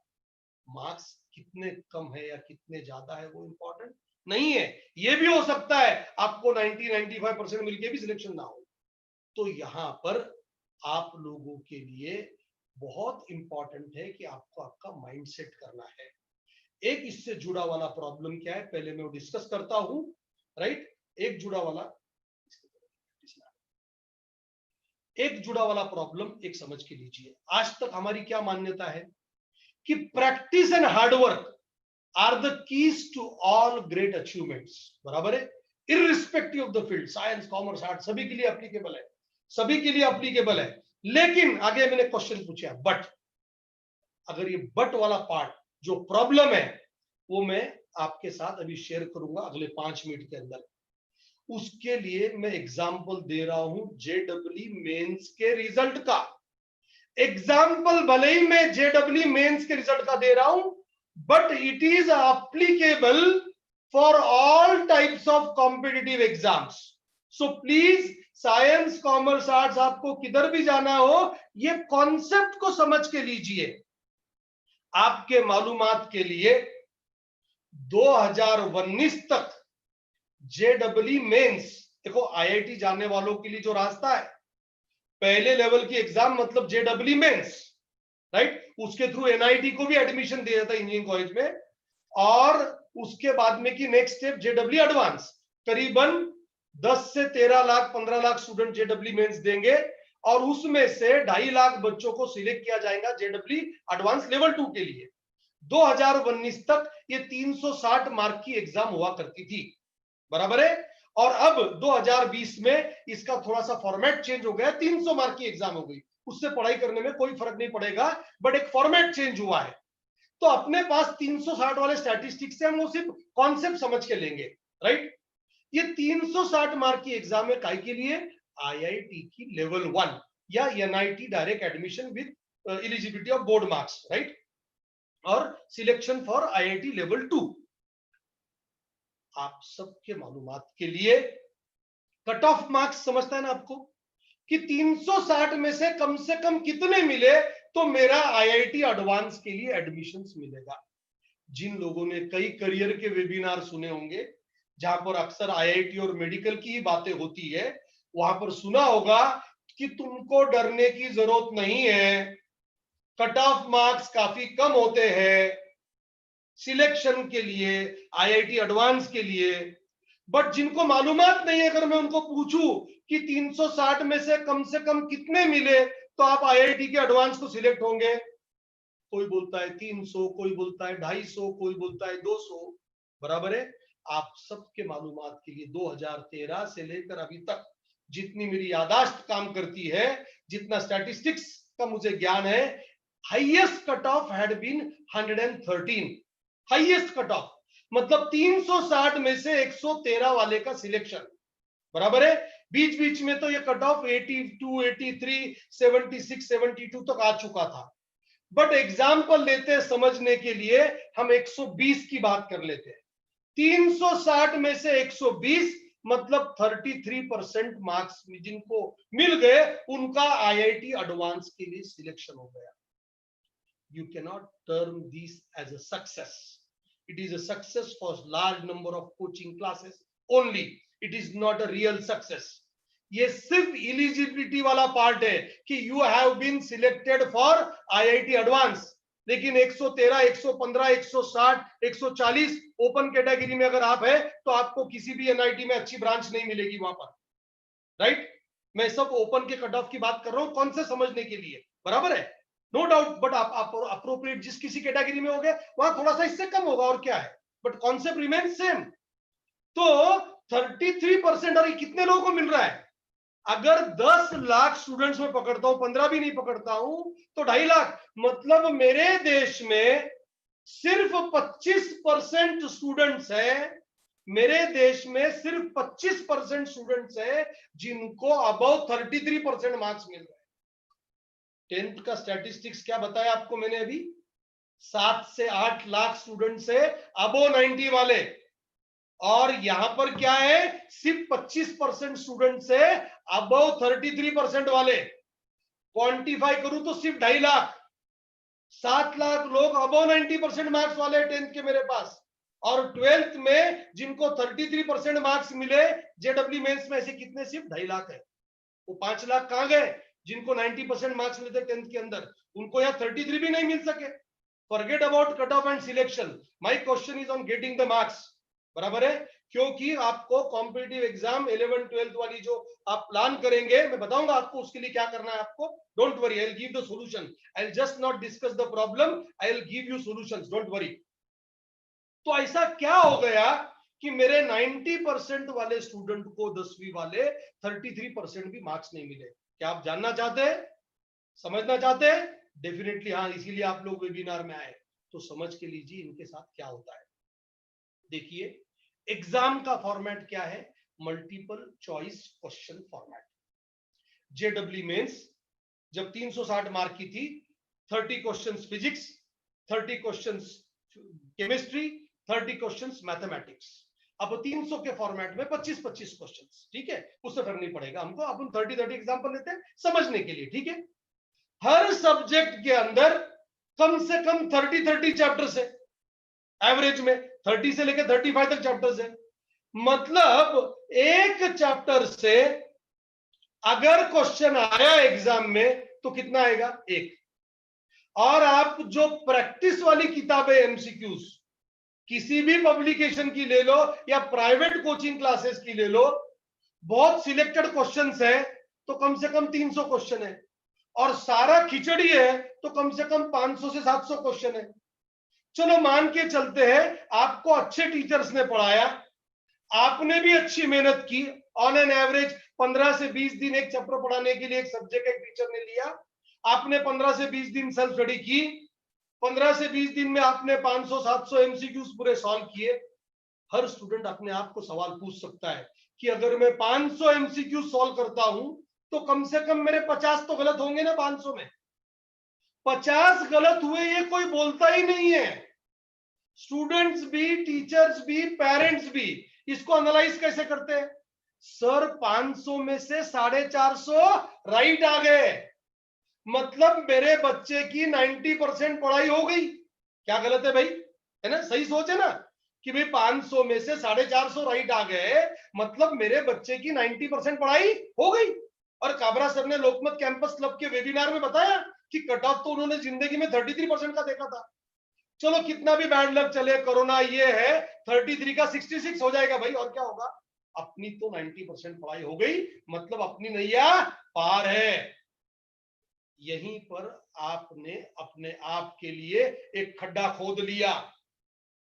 आपके कितने क्वेश्चंस गलत हुए थे भाई साहब, बहन जी, 50 500 में से, राइट। एग्जाम में उस चैप्टर से कितने क्वेश्चन आने वाला है, 1 क्वेश्चन आने वाला है, 1 क्वेश्चन, राइट। क्या वो 50 में से 1 आने के चांसेस कम है या ज्यादा है, 100% ज्यादा है, बराबर है। और अगर वो 50 में से 1 आ गया, आपके 20 दिन टीचर ने पढ़ाई वाली मेहनत, आपने 20 दिन पढ़ाई की वाली मेहनत, आपके 500 में 450 राइट आए वाली मेहनत कितनी हो गई, मार्क्स के एंगल से 0 हो गई। उस चैप्टर के फाइनल एग्जाम में आपको मार्क्स कितने मिले, 0। इसीलिए कहता हूं कॉम्पिटिटिव एग्जाम के अंदर अगर आप थोड़ा भी कम पढ़ते हो, 90% पढ़ाई भी की, तो वो 90 के 0 हो जाते के चांसेस बहुत ज्यादा होते हैं। तो फिर अब 100% पढ़ाई कैसे करना चाहिए, एग्जैक्टली कौन कौन से फैक्टर्स है, वो फैक्टर्स की तरफ हम लोग अभी बढ़ते हैं, राइट। वो फैक्टर्स हम लोग देखेंगे, वो फैक्टर्स के बारे में हम लोग अभी बात करेंगे, राइट। चलो देखते हैं ये क्या फैक्टर्स है। सबसे पहली चीज आप लोग दिमाग में बैठाइए कि अगर मैं नीट की एग्जाम दे रहा हूं एमबीबीएस के लिए, 720 मार्क की एग्जाम है, तो आपका टारगेट होना चाहिए कि मैं 720 में से 720 मिलाऊंगा। जितने स्टैटिस्टिक्स में जानता हूं, जितनी भी चीजें बाहर मालूम गिरती है, राइट, उसके हिसाब से हर क्वेश्चन को राइट करने वाले हजारों स्टूडेंट्स होते हैं, बराबर है हर क्वेश्चन को। लेकिन ठीक है, मैं क्वेश्चन नंबर 5, 10, 15 में गलती करता हूँ, मेरा दूसरा दोस्त 8, 9, 12 में गलती करता होगा, बट हर क्वेश्चन को राइट करने वाले कई स्टूडेंट्स हैं, तो कई में मैं एक होना ही चाहिए ना। तो सबसे पहले आप आपका माइंडसेट बनाइए कि मैं 100% प्रिपरेशन करने वाला हूं, इसलिए मेरा टारगेट 100% मार्क्स का है। ये माइंडसेट सबसे पहले जरूरी है। देखो, कोई भी लड़ाई जंग में जीतने से पहले आपको दिमाग में जीतना होता है, अपने दिमाग में। मराठी में कहावत है, आड़ात नहीं तो पोरात कुठून येणार। अभी कई लोगों को शायद ये पता भी नहीं होगा, ये वर्ड्स भी पता नहीं होंगे। एक सिंपल सा बताता हूं आपको, पुराने जमाने में जहां नल वल बहुत कम आता था पानी, तो हम कुएं में से पानी निकालते थे, और कुएं में से पानी निकालने के लिए एक बकेट को रस्सी से बांधते थे, और वो रस्सी से बकेट कुएं में छोड़ते थे, उसमें पानी आके निकालते थे। तो आड़ात मतलब वो कुआं, पोरात मतलब वो रस्सी वाली बकेट। बट अगर कुएं में ही पानी नहीं होगा तो बकेट में पानी कहां से आएगा। तो ऐसा ही है, सबसे पहले 100% सक्सेस मिलाने की बात, 100 आउट ऑफ आउट मार्क मिलाने की बात अगर आपके दिमाग में नहीं है, तो आपका उस हिसाब से प्रिपरेशन भी नहीं होगा। तो first thing, you have to set your mind for getting out of out marks. मैं मार्क्स के कंपटीशन में आपको ले जा नहीं रहा है, मैं ये तैयारी कैसे करना है उसका पार्ट है। Don't worry, even if you don't get, उसका सोल्यूशन मैं आपको दूंगा। लेकिन सबसे पहले आप ये तो सोच लें कि आपको मिलाना है marks, right. Number 1। Number 2, 100% preparation करते समय you have to apply your brain. मैंने जो दिनेश घोड़के सर की बात कही थी, आज ब्रेन के बारे में हम लोग बहुत चर्चा नहीं कर पाएंगे, लेकिन आदरणीय दिनेश घोड़के सर का जो हमारा प्रोग्राम हुआ था, उसका रिकॉर्डिंग हमारे पास है। और अगर आप वो देखना चाहते हैं, मतलब हर 11th में जाने वाले स्टूडेंट ने वो रिकॉर्डिंग एक बार देखना ही चाहिए। अगर आप वो देखना चाहते हैं तो आप आपका नाम, आपका number, contact number, WhatsApp, email ID, DFC का जो हेल्पलाइन नंबर है 9222531827, ये एक स्लाइड पे भी बाद में नंबर आएगा मेरे पास, मैं आपको दूंगा। मीनवाइल आप और एक बार लिख ले, लिखना चाहते हैं तो 9222531827, राइट। इस नंबर पर सिर्फ एक एसएमएस आप भेज दो, व्हाट्सएप नहीं, एसएमएस भेज दीजिए, हम आपको वो रिकॉर्डिंग भेज देंगे। तो अप्लाइंग योर ब्रेन के बहुत सारे बातें आपको वहां पर समझ में आ जाएगी। आपको एक अच्छे गाइडिंग टीम की आवश्यकता है। संचालिका शीतल काबरा मैम की लीडरशिप के अंदर हमारी जो टीम 88 लोगों की काम कर रही है। We don't believe on rankers and bankers, we believe that every student जिसको लेवल एवरेज किया होगा, एक्सलेंट किया होगा, पुअर किया होगा, हर स्टूडेंट हमारा लिए इंपॉर्टेंट है। उसका 100% उसमें से बाहर निकालने के लिए हमारी डीएफसी की टीम सज्ज है आपके साथ काम करने के लिए, राइट। तो आपको वो 100% पढ़ाई होना मतलब एग्जैक्टली क्या होना, राइट। सेल्फ स्टडी की आदत कैसे लगेगी, असेसमेंट रेक्टिफिकेशन कैसे होगा, ये चीज आपको बताने वाला अगला जो पार्ट है, गोल्डन स्टेप्स इन स्टडीज, आपके सामने आ रही है। गोल्डन स्टेप्स, हाँ, मैं एक और एक काम कर सकता हूं कि ये सब करते समय आप कुछ पॉइंट्स लिखकर नहीं ले सक रहे होंगे, तो आपको ये रिकॉर्डिंग मिलने के लिए भी आपका डेटा मुझे काम आएगा। आप आपकी डिटेल्स भेजिए, आज के प्रोग्राम की मैं रिकॉर्डिंग भी भेज दूंगा, मतलब इसमें के बहुत सारे पॉइंट्स आप और एक बार रिवाइज करके यूज कर सकते हैं। तो जो 100% मार्क्स मिलाने के लिए या 100% प्रिपरेशन करने के लिए जो गोल्डन स्टेप्स है, वो अभी आपके सामने स्क्रीन पर है। सबसे पहले अटेंडिंग लेक्चर्स, टीच अटेंटिवली हम लोगों ने टीचर्स की बात को लेक्चर्स में सुनना चाहिए। बट हमारा जो ह्यूमन ब्रेन है, हमारी जो थॉट प्रोसेस है, ये हमको हमारा 100% कंसंट्रेशन लगाकर बैठने के लिए 3-3, 4-4 घंटे उतना मदद नहीं करता है। ये रियलिटी है। तो हो सकता है आपका कुछ पार्ट मिस हो जाए ख्यालों के अंदर, हो सकता है उस दिन टीचर्स का मूड गलती से अच्छा नहीं होगा, तो कुछ पार्ट अच्छे से समझ में नहीं आया होगा, या आपका मूड किसी भी रीजन से अच्छा नहीं होगा। देखिए, ये प्रैक्टिकल बातें हैं, आपको अच्छा लगे चाहे नहीं लगे, बट ये लाइफ की रियलिटी, आप कहीं पर भी पढ़िए। नो डाउट हमारी टीम बहुत अच्छे से काम कर रही है, तो इसका ये प्रॉब्लम को कैसे रेक्टिफाई करेंगे? हाउ कैन वी नो कि what we know and what we don't know? उसके लिए सेकंड स्टेप है जो हर एक ने फॉलो करना चाहिए। Reading from recommended text book and reference book. Teachers ने पढ़ाने के बाद सेम डे घर पे आप लोगों ने reading from reference book and reading from text book करना ही चाहिए। और ये रीड करते समय आपको ध्यान में आएगा कौन से कॉन्सेप्ट आपको समझे हैं, कौन से कॉन्सेप्ट नहीं समझे हैं, कौन से वर्ड्स टीचर्स के मुंह से आपने सुने हैं, कौन से वर्ड्स के आपको मीनिंग पता नहीं है। और ये रीडिंग काम करते समय बाजू में एक नोटबुक कंपलसरी रखना आपने, उसको नाम दो डिफिकल्टी बुक, और उस डिफिकल्टी बुक में ये एनलिस्ट करने की आदत लगाओ। Very important, listing conceptual doubts, right. ये लिस्ट बनाना एक कॉम्पिटिटिव आदत है और ये एक स्किल है, ये एक आर्ट है, राइट। और कॉम्पिटिटिव, आप चाहे साइंस की पढ़ाई करें, आप चाहे कॉमर्स की पढ़ाई करें, आप चाहे आर्ट्स की पढ़ाई करें, आपको ये करना ही होगा। और ये जो डाउट्स है इनको सॉल्व करने की एबिलिटी आप में डेवलप करने के लिए डीएफसी आपके लिए बहुत अच्छे से हेल्प करती है। डीएफसी की हेल्पलाइन सिस्टम आप सभी के लिए बनी है। सब लोग बोलते हैं नहीं पूछा नहीं समझा तो पूछना चाहिए, लेकिन मेरे 32 साल के करियर में मैंने देखा हूं अधिकतर जगह पर स्कूल कॉलेज कोचिंग क्लासेस में 100 में से बड़े मुश्किल से एक आधा स्टूडेंट पूछता है। ये प्रॉब्लम से हम भी परेशान थे, लेकिन ये हमारी जो पूरी टीम है शीतल काबरा मैम के साथ 88 लोगों की टीम ने, इन्होंने एक innovative system lie, that is helpline system. आपको पूछने की आवश्यकता नहीं है, अगर आपको कुछ प्रॉब्लम है सिंपली आप हमारे हेल्पलाइन नंबर पर एक एसएमएस कर दीजिए, I have some problems in understanding physics, मुझे मैथ्स के प्रॉब्लम नंबर 7, 9, 10 नहीं आ रहे। आप जब ऐसा एसएमएस कर देते हो तो हमारे जो एडमिनिस्ट्रेटिव गवर्नर्स है वो आपको टीचर का टाइम अलॉट करके उस टाइम में टीचर आपको और एक बार समझा के देगा। तो आपके मन में जो भी कोई हिच होता है, नहीं पूछने के कुछ कारण होते हैं जो कॉम्प्लेक्स होते हैं, उन सब का सोल्यूशन डीएफसी ने पूरे समाज पूरे देश को दिया है हेल्पलाइन सिस्टम के द्वारा। उसके बाद एमसीक्यू सॉल्विंग की प्रैक्टिस, अगेन एमसीक्यूज में जो जो आपके रॉन्ग हुए उसकी list, again doubt solving, test and rectification after test. ये बहुत इंपॉर्टेंट स्टेटमेंट्स है, गोल्डन स्टेप्स है लाइफ के, और इनको अगर आप पूरी तरह से फॉलो करते हैं तो मैं आपको गारंटी के साथ बोलता हूं आपको इतना सा भी प्रॉब्लम नहीं आएगा, 100% प्रिपरेशन होगा।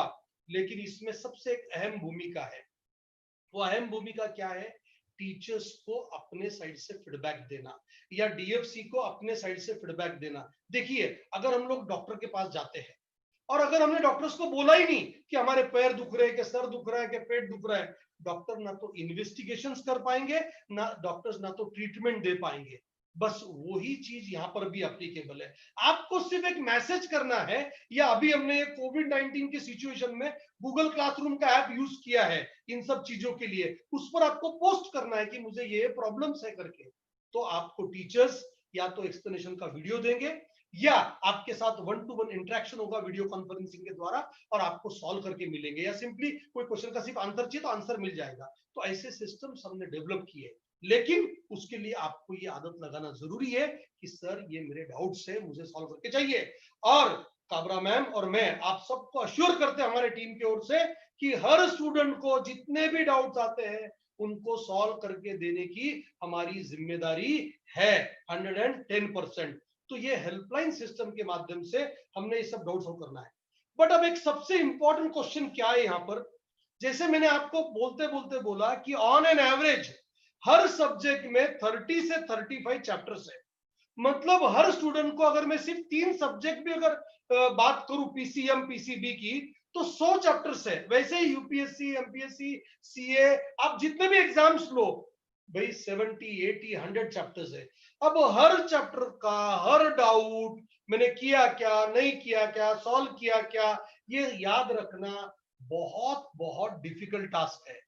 उसके लिए डीएफसी का ये मोस्ट इनोवेटिव, आप सिर्फ चार्ट का ढांचा देखो, मैं चलो एक प्रॉमिस करता हूं आपको, लोकमत कैंपस क्लब के सहकार्य से ये जो आज आपका वेबिनार हो रहा है तो लोकमत और डीएफसी ने ऐसा डिसाइड किया है, इररिस्पेक्टिव ऑफ द पार्ट, आप चाहे क्लास लगाए चाहे ना लगाए, ये फॉर्मेट हम आपको ईमेल पर या आपके व्हाट्सएप नंबर पर शेयर कर देंगे। ये फॉर्मेट, ये जितनी गोल्डन स्टेप्स मैंने आपको बताई, ये गोल्डन स्टेप्स का रिकॉर्ड कीपिंग वाला फॉर्मेट है। और ये फॉर्मेट आप सबको बहुत हेल्प करने वाला फॉर्मेट है। ये फॉर्मेट का यूज कितना फायदेमंद है उसके लिए मैं आपको एग्जांपल देता हूं। क्रिकेट लगभग सब लोग जानते हैं। क्रिकेट की मैच अगर चल रही है और बैट्समैन को पता ही नहीं है कितने ओवर में मुझे कितने रन बनाना है, तो बैट्समैन स्ट्रेटेजी डिसाइड कर पाएगा कि मुझे एग्रेसिव खेलना है, डिफेंसिव खेलना है। अगर 10 ओवर में 20 रन चाहिए तो डिफेंसिव खेल के जीत सकता है वो, और 10 ओवर में अगर मुझे 100 रन चाहिए तो मुझे एग्रेसिव खेलना चाहिए। बट ये कब तय कर पाता है वो, जब उसको पता होता है कि अभी तक का मेरा कितना काम हुआ है मेरी टीम का और कितना काम बाकी है। तो सबसे पहला यूज ये चार्ट का, आपको वो चार्ट आपके लिए आईना है, वो आपको बताएगा आपका कितना काम हो गया, कितने स्टेप्स आपने फॉलो किए, कितना काम बाकी है, कौन से चैप्टर पढ़ा के हो गए, कौन से चैप्टर का आपका रीडिंग बाकी है, या रीडिंग हो गया, एमसीक्यू सॉल्विंग बाकी है, या डाउट्स बाकी है। ये सब आपको एट अ ग्लांस इंफॉर्मेशन देने वाले ये चैप्टर वाइज चार्ट है। तो इनको निग्लेक्ट मत कीजिए। हम उसको अकाउंटिंग ऑफ सेल्फ स्टडी बोलते हैं। और ये अकाउंटिंग, ये रिकॉर्ड कीपिंग की आदत, ये लाइफ लॉन्ग हेल्प करेगी। और दोस्तों, जिस जनरेशन में आप है अभी, मैं पेरेंट्स और टीचर्स के साथ अक्सर शेयर करते समय बात करता हूं कि ये जो पीढ़ी है, मराठी में एक कहावत है, बाप दाखव नहीं तो श्राद्ध कर। मतलब ये पीढ़ी को जब तक हम प्रूफ नहीं देंगे ना, ये कोई बात एक्सेप्ट नहीं करेंगे। तो पेरेंट्स वो जो काम कर रहे हैं, उनकी स्पीड कम है, उनकी ज्यादा है, उन्होंने कम पढ़ाई की, ज्यादा पढ़ाई की, ये आपको बोलने की जरूरत ही नहीं है। ये चार्ट उनके लिए आईना है। ये चार्ट उनको बता देगा उनकी पढ़ाई कितनी हुई, कितनी बाकी है, कितना समय अभी बाकी है, कितना काम उनको करना है। तो ये आईना दिखाने वाले चार्ट है। इसका जो भी यूज करेगा वो स्ट्रेस फ्री तरीके से, देखिए ड्राइविंग स्ट्रेस तो होता है, होना ही चाहिए, लेकिन बकलिंग स्ट्रेस, जानलेवा नहीं चाहिए अपने को स्ट्रेस, बराबर है। डिप्रेशन में नहीं चाहिए मुझे मेरा बच्चा, मेरा कोई भी स्टूडेंट डिप्रेशन में नहीं चाहिए। उसके लिए चार्ट यूज करो और बीएफसी की हेल्पलाइन सिस्टम यूज करो, आपके प्रॉब्लम जीरो हो जाएंगे। तो इस तरह से आपको अब मैं अगले 5-7 मिनट में हमारी जो संस्था है डीएफसी, ज्ञानदीप फाउंडेशन सेंटर, इसके बारे में मैं कुछ बातें बताऊंगा। हमारा जो 11-12 डिवीजन है उसके बारे में, 11-12 डिवीजन कैसे काम करता है, और ये 2020-21 से हमने कैसे काम शुरू किया है, इसके बारे में हम आपको अभी बताने जा रहे हैं। कि देखिए 11-12 का जो हमारा डिवीजन है, ये science, commerce, arts, science, commerce, arts, ये तीनों सेगमेंट में हमारा डिवीजन काम कर रहा है। मैंने जितने अलग अलग कोर्सेस की आप लोगों से बात की है, कल के न्यूज़पेपर में आपको ये देखने मिलेगा कि साइंस साइड में जिसको भी सीईटी करना है, आईआईटी करना है, नीट करना है, उन सब लोगों के लिए डीएफसी के पास सेपरेट बैचेस है। आर्किटेक्चर करना है, बैच अलग हो जाएगी 12th में। आईआईटी नीट करना है, 3 महीने में बैचेस सेपरेट हो जाती है। आपको सीईटी करना है, मैं सीईटी के ऊपर एक विशेष ध्यान दे रहा हूं। कई लोगों की गलतफहमी है कि अगर हमने आईआईटी कर लिया तो सीईटी हो जाता है। बिल्कुल नहीं, आईआईटी अच्छे से किया तो सीईटी अच्छे से होता है, लेकिन अगर आईआईटी की पढ़ाई अगर उतने अच्छे से नहीं हुई तो सीईटी की भी अच्छे से नहीं होती है। इसीलिए आज देश में हजारों लाखों स्टूडेंट्स के लिए बाबाई गेल्या दशम्याई गेल्या असं घडत आहे। ये भी चीज हम घर के न घाट के, ये स्थिति नहीं होने के लिए डीएफसी में, हाँ लेकिन अब हायर एम्स रखना ये कोई क्राइम नहीं है। तो डीएफसी आपको अपॉर्चुनिटी देती है। आप अगर आपकी इच्छा है तो 3-4 महीने जेडब्ल्यू को ट्राई कर सकते हैं, बट एटलीस्ट दिसंबर के पहले आपको क्लियर कट डिसीजन लेना होगा कि आपको सीईटी में जाना है या जेडब्ल्यू करना है। तो ऐसे ऑप्शंस डीएफसी के पास अवेलेबल है। एनडीए, राइट, नाटा, आर्किटेक्चर और साइंस हेड करके UPSC, right, multiple choices, multiple subjects. जैसे कि मैंने कहा आपको, नेशनल एजुकेशन पॉलिसी आने वाले पीढ़ी को 9th से ही ऑप्शंस दे रही है, बट आपकी बैच ऑलरेडी आगे आ चुकी है, इसलिए हमने सोचा एटलीस्ट 10th के बाद आपको ऑप्शन दे। हमारा जो कॉमर्स डिवीजन है, कॉमर्स मतलब सिर्फ सीए नहीं होता है, कई लोग सोचते हैं कॉमर्स में गया मतलब मुझे सीए करना एक ही ऑप्शन है। एब्सोल्युटली नहीं, नो डाउट, सीए का करियर बहुत अच्छा करियर है, लेकिन आप सीए के अलावा आप सीएस के बारे में सोच सकते हैं, सीएमए के बारे में सोच सकते हैं, कॉमर्स के थ्रू आप क्लैट के बारे में सोच सकते हैं, कॉमर्स के थ्रू आप एक्चुअल साइंस के बारे में सोच सकते हैं। एक्चुअल साइंस के लिए आप साइंस साइड से भी जा सकते हैं, कॉमर्स साइड से भी जा सकते हैं। मैथमेटिक्स एंड स्टैटिस्टिक्स ये बहुत अच्छा होना चाहिए, तो या फिर अच्छा करके लेने की आपकी तैयारी होना चाहिए। एक्चुअल साइंस में बहुत स्कोप है। आज अपने पास समय काफी कम है, लेकिन जैसे कि हम आपको यह अपील कर रहे हैं कि आप हमारे हेल्पलाइन नंबर पर मैसेज करके आप जो भी करियर के बारे में आप मैसेज करेंगे उस करियर की डिटेल इंफॉर्मेशन आपको दी जाएगी। आप लोगों के साथ हम लोग वीडियो कॉन्फ्रेंसिंग कॉल में उस करियर के लिए डिटेल इंफॉर्मेशन आपको देंगे, बट उसके लिए आपको हमको एसएमएस करना होगा। तो आईपीएम की तैयारी हम लोग करवा के लेने वाले हमारे कॉमर्स डिवीजन में, राइट। आईपीएम के थ्रू आपको आईआईएम इंदौर या आईआईएम रोहतक की बात हो सकती है, या आप अगर 11th-12th कॉमर्स के बाद बीकॉम हमारे साथ करते हो तो बीकॉम के साथ साथ हम आपकी कैट की तैयारी करके देंगे, of course earn and learn के तरीके से।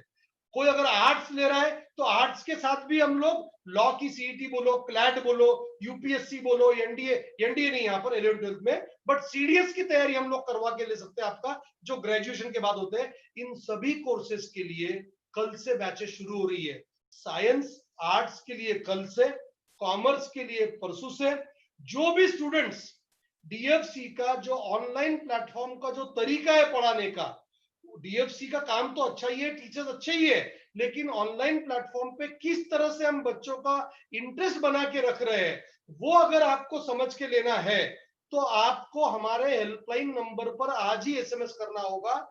कल आपको हम कांटेक्ट करके कल से शुरू होने वाले बैचेस में आप 8 से 10 दिन बिना एडमिशन लिए, बिना फीस पेमेंट किए आप अटेंड कर लीजिए। डेमो नहीं है। डेमो क्या होता है कि डेमो का पढ़ाना अलग और उसके बाद में कोर्स शुरू अलग, नहीं, हमारे पास ऐसा कॉन्सेप्ट नहीं है। कोर्स कल से ही शुरू हो रहा है।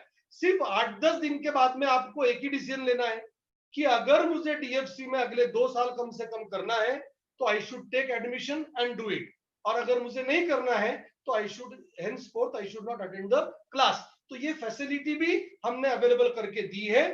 कल लोकमत पेपर में ये एडवर्टाइजमेंट आएगी, इसमें हमारे कांटेक्ट नंबर्स भी है, आप इसमें हमको कांटेक्ट कर सकते हैं, राइट। तो ये सारी जानकारी हमने आपको दी अलग अलग कोर्सेज के बारे में, डीएफसी के बारे में।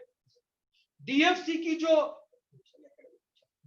के जो कुछ एकेडमिक फीचर्स है, 2 ही मिनट में systemic features and academic features के ऊपर हम लोग नजर मारेंगे। हमारे पास experienced and committed faculty members है, हाई क्वालिटी स्टडी मटेरियल हम आपको देंगे, प्रैक्टिस पेपर्स, डीपीपी का कॉन्सेप्ट साइंस कॉमर्स आर्ट्स हर जगह पर, सेल्फ स्टडी का अकाउंटिंग करने के लिए हम लोग मोटिवेट करते हैं, और उसके साथ साथ यूनिक डिजाइन हमारी टेस्ट सीरीज सभी बैचेस के लिए होती है। साथ ही में जो सिस्टमिक फीचर्स है, सिस्टमिक फीचर्स क्यों इंपॉर्टेंट है कि 11th-12th में आप जैसे ही एंट्री करते हो, सबसे बड़ी रिक्वायरमेंट है आपको टाइमली डाउट सॉल्व करके मिलना चाहिए, उसके लिए हमारे सेपरेट सेशंस होंगे, नंबर 1। नंबर 2, कई बार ऐसा होगा आपको टेस्ट में मार्क्स कम ज्यादा मिलेंगे, पढ़ाई कम ज्यादा होती है, वो प्रैक्टिस से ही बढ़ती है। ऐसा तो 90% टाइम होगा कि पहले 3-4 महीने आपको 40%, 50%, 60% ही मार्क्स मिलेंगे, और आपको स्कूल लेवल पर 90-95 की आदत होती है, तो आप वहां डिमोटिवेट हो सकते हैं। तो time to time counselling, motivation, committed support हमारे साइड से आपको मिलेंगे। उसके लिए हमारी एक टीम है, गवर्निंग बॉडी है, मेंटर्स है हमारे, जो आपको रेगुलर टाइमली हेल्प करेंगे। पेरेंट्स के साथ रेगुलर मीटिंग्स होंगे, कम्युनिकेशन होगा। आपका स्टूडेंट एब्सेंट है, प्रेजेंट है, उसके लिए आपको सपोर्ट मिलेगा। टाइम बाउंड प्रोग्राम है हर प्रोग्राम का, और इतने सारे चीजों की वजह से हमारे रिजल्ट्स है। मैं रिजल्ट में बहुत समय नहीं डालूंगा, लेकिन आपको जेडब्ल्यू 2020 के जो हमारे रिजल्ट्स है, बराबर है, जेडब्ल्यू 2020 के रिजल्ट्स में नजर आपने, लेटेस्ट है हमारे। क्या होता है, हम लोग पिछले 5 साल 10 साल का रिजल्ट कंपेयर करते हैं, जिन टीचर ने बच्चों को पढ़ाया वो टीचर ऑलरेडी कहीं दूसरी ओर हो जाता है, बराबर है, तो और वो टीचर कहीं और मिलता है, हम पूरा रिजल्ट देखते हैं। तो हमको वहां की जो सिस्टम है जेडब्ल्यू के 2020 के पेपर 1, पेपर 2 आर्किटेक्चर के लिए अगर आप परसेंटाइल देखते हैं, परसेंटाइल में आता है 99.6, 99.489, 99.179, 99, 98, ऐसे परसेंटाइल मिलने वाले कई स्टूडेंट्स है। मेडिकल की बात करो, नायर मुंबई, जीएमसी औरंगाबाद, राइट। अभी हाल ही में जो केवीपीवाई हुआ 11th स्टैंडर्ड का, उसमें हमारा स्टूडेंट अंशुल काबरा, उसका ऑल इंडिया रैंक 89 से उसने केवीपीवाई के अंदर सक्सेस मिलाया। तो ऐसे हमारे बहुत सारे स्टूडेंट्स हैं, राइट, जिनको उच्च कोटि का सक्सेस मिला है। तो आप इस टीम पर पूरा भरोसा रख सकते हैं, आप इस टीम पर पूरा भरोसा रख सकते हैं। मैंने जैसा पहले भी प्रॉमिस किया आपको, डिटेल डिस्कशन के लिए और डिटेल रिस्पेक्टिव करियर के मार्गदर्शन के लिए आपको सिर्फ ये काम करना है। यहाँ पर मैं आपको थोड़ा समय देता हूं इस स्लाइड के ऊपर। ये डीएफसी का हेल्पलाइन नंबर है 9222531827। इस पर आपको हमको एसएमएस करना है, व्हाट्सएप नहीं। कॉल भी मत कीजिए, आप सिर्फ एसएमएस कीजिए। आपका नाम, आप जिस गांव से उस गांव का नाम, अगर आपकी फील्ड डिसाइडेड है कि कौन से फील्ड में आपको करियर करना है तो वो लिखना है, और डिसाइडेड नहीं है और आपको कंफ्यूजन है और आपको हमारी पर्सनल काउंसलिंग चाहिए कंफ्यूजन दूर करने के लिए, तो वो उसमें लिख दीजिएगा और ये डिटेल्स आप हमको आज ही भेज दीजिएगा। मैं आपको प्रॉमिस करता हूं कि we will 110% help you to choose. और आपको मैं और एक बात बताता हूं कि अगर आप डीएफसी के साथ अपना करियर करना चाहते हो तो डीएफसी की टीम इतनी सक्षम है कि वो आपको 110% सपोर्ट करेगी। ऑलरेडी हमारी कुछ बैचेस समर में शुरू हो गई है। 11th 12th science commerce arts में करीबन 200 स्टूडेंट्स हमारे साथ जुड़े हैं। 5वीं से लेके 12वीं तक हमारे पास 2000 से 2200 स्टूडेंट्स जुड़े वाले हैं जो काम कर रहे हैं हमारे साथ में। एक बात पक्की है कि जिन लोगों ने 7th 8th 9th 10th में फाउंडेशन कोर्सेज किए हैं उनके लिए 11th के पहले 3-4 महीने थोड़ा आसान जाता है, कॉन्फिडेंस जल्दी आ जाता है। जिनका फाउंडेशन अच्छे से नहीं हुआ है उनको थोड़ी डिफिकल्टी फेस करना सकती है। तो ऐसे स्थिति में जिनको ये महसूस हो रहा है कि भाई हमको थोड़ा डिफिकल्ट जा रहा है, हमारा फाउंडेशन थोड़ा वीक रह गया है, या कुछ मराठी सेमी की मीडियम के स्टूडेंट्स आते हैं, उनके लिए हम सेपरेटली आपको सपोर्ट करते हैं। इतना ही है कि उसके लिए आपको थोड़े से 1-2 क्लासेस एक्स्ट्रा करना होगा हमारे साथ में। मेरे साइड से आज का ये प्रेजेंटेशन में जितना मुझे याददाश्त है, जितनी पॉइंट्स आज हमारे न्यूज में, कल के न्यूज में लोकमत कैंपस क्लब ने आपको जो प्रॉमिस किया था मैसेजेस में, एक्चुअल साइंस के बारे में, एंटरप्रेन्योरशिप के बारे में, यूपीएससी के बारे में, सीएसीएस, सिर्फ इतना है कि ये हर करियर के लिए और डेप्थ में अगर आपको इंफॉर्मेशन चाहिए तो उसके लिए कम से कम 15-20 मिनट हर जगह बात करना होगी। तो practically it would be very difficult to talk in today's session. लेकिन अगर आप ईमेल आईडी भेज देते हो आपका, तो हम आपको मेल पे होना वो करियर की डिटेल जानकारी, कौन कौन से अच्छे इंस्टीट्यूट्स के अंदर ये अवेलेबल है उसकी जानकारी आपको देंगे। बस मेरे साइड से यहाँ पर मेरी बात कंप्लीट होती है। मैं लोकमत कैंपस क्लब डीएफसी के तरफ से आपको इतना आश्वस्त करता हूं कि आप ये दोनों का जो कॉम्बिनेशन था लोकमत कैंपस क्लब और डीएफसी का, जिन्होंने ये पूरी कोशिश की आपके तक ये बात पहुंचाने के लिए, लोकमत कैंपस क्लब ने मुझे जो अवसर दिया आप लोगों से रूबरू होने का, इसलिए मैं दिल से लोकमत कैंपस क्लब को धन्यवाद देता हूं। जो स्टूडेंट्स पेरेंट्स आज यहाँ पर जुड़े हम लोगों के साथ में यूट्यूब पर, फेसबुक से या जूम के अंदर, मैं उनको भी धन्यवाद देता हूं और उनको एक ही कहूंगा कि सिर्फ नॉलेज से कुछ नहीं होता। जब तक हम उस नॉलेज को यूज नहीं कर लेते तब तक जिंदगी की कोई भी बड़ी अचीवमेंट नहीं हो सकती है। And team DFC is known to help you there. इतना कहकर धन्यवाद। जय हिंद, जय Maharashtra. Tanuja ma'am, thank you sir, thank you very much. Lokmat तर्फे मी तुमचं आभार व्यक्त करते। सर्व पालक, विद्यार्थी ज्यांनी हा वेबिनार अटेंड करा त्यांचे पण आभार। Thank you very much. खूप मोलाचं मार्गदर्शन आपण केलेलं आहे सर सगळ्यांना, आणि मला असं वाटतं की ज्या विद्यार्थ्यांच्या शंका असतील त्या सगळ्या दूर झालेल्या आहेत। आणि त्यांना नवीन करिअर जे काही करायचं असेल त्यांना त्याचं मार्गदर्शन मिळालं. थँक्यू व्हेरी आता मच. माझ्याकडे एक सूचना आहे का उद्या जर बोलायचं असेल तर मी इथं सगळ्यांना स्क्रीनवरती एक झूम आयडी पासवर्ड देतोय. ज्यांना शिक्षकांशी किंवा आमच्याशी चर्चा करायची आहे कोणत्याही क्षेत्रावरती किंवा डीएफसीच्या क्लास संदर्भामध्ये, तर उद्या सकाळी 8 वाजता आम्ही झूम वरती हा मीटिंग आयडी आणि पासवर्ड जो आपल्या स्क्रीनवर आहे, कृपया तुम्ही तो लिहून घ्यावा. आप लोग ये स्क्रीन पर जो जूम आईडी पासवर्ड है, आप लोग मीटिंग में 10 मिनट पहले ज्वाइन कीजिए. बहुत सारे पेरेंट्स जॉब पर चले जाएंगे और उनके कन्वीनियंस के लिए हमने सुबह का 8 बजे का ये समय रखा है. सुबह 8 बजे हम लोग इस जूम मीटिंग पर आपके साथ डायरेक्ट इंटरेक्ट करेंगे. समय आज का हो चुका है. कुछ लोगों ने चैट पर मुझे कुछ मैसेजेस किए हैं, कुछ क्वेरीज पूछे हैं. उनको रिक्वेस्ट है आप हमारे हेल्पलाइन नंबर पर मैसेज कीजिए या सुबह के जूम मीटिंग में ज्वाइन कीजिए. मैं चैट पे के सभी क्वेश्चन के आंसर्स आपको वहां पर दूंगा. धन्यवाद. जय हिंद, जय Maharashtra. Thank you sir, thank you very much. धन्यवाद.